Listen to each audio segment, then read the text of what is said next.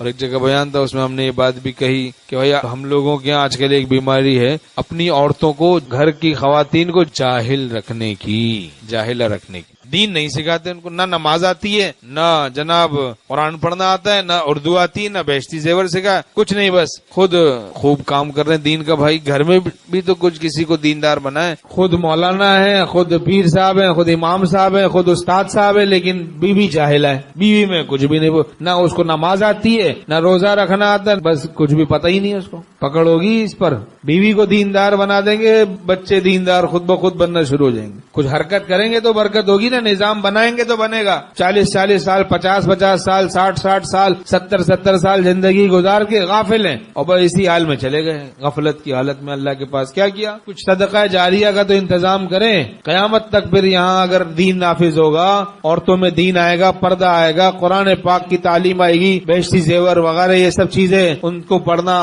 سب مسائل پتہ چلیں گے، انشاءاللہ آپ کے لیے قیامت تک صدقہ جاریہ ہو جائے گا. ہمت کریں، کوشش کریں، نظام بنائیں. کوئی پڑھانے والی نہ ملے تو خود پڑھ کے پڑھائیں ان کو، وہ تیار ہو جائے، پھر وہ بچیوں کو پڑھائیں اپنے علاقوں میں، عورتوں میں. اور جو مسئلہ سمجھ میں نہ آئے تو پھر مفتی صاحب سے پوچھیں، بتا دیں بھائی اس کا یہ مطلب ہے، اس کا یہ مطلب ہے. 1-2 سال میں انشاءاللہ کتنا علم عام ہو جائے گا، یہ جہالت کی بیماری ختم ہوگی، کتنی دینداری پیدا ہوگی. اپنے گھر سے شروع کریں، کوشش کریں. ایک علاقے میں یہی بیماری تھی، میں نے ذکر کیا، وہ مولانا پر ایسا اثر ہوا، اپنی بیوی کو خود ہی پڑھانا شروع کر دیا. اب ان کی بیوی نے بچیوں کو پڑھانا شروع کر دیا. اب کیا معاملہ ہے کہ یہاں پر ہمارے یہاں جناب مرد پڑھا رہا ہے بڑی بڑی بچیوں کو، کچھ دن میں کسی فتنے میں، بدماشی میں مبتلا ہو جاتا ہے، پھر لوگ گالیاں دے رہے ہیں، دین سے متنفر ہو رہے ہیں. بھائی کیا ضرورت ہے اس طرح سے؟ 7 سال کی بچی سے پردہ کرو، ہمارے شیخ رحمۃ اللہ فرماتے تھے. کہتے ہیں کوئی پڑھانے والی نہیں تو بھائی تیار کرو پڑھانے والی، خود اپنے گھر سے شروع کرو، اپنی بچی کو پڑھاؤ قرآن پاک تجوید کے ساتھ، بیشتی زیور وغیرہ،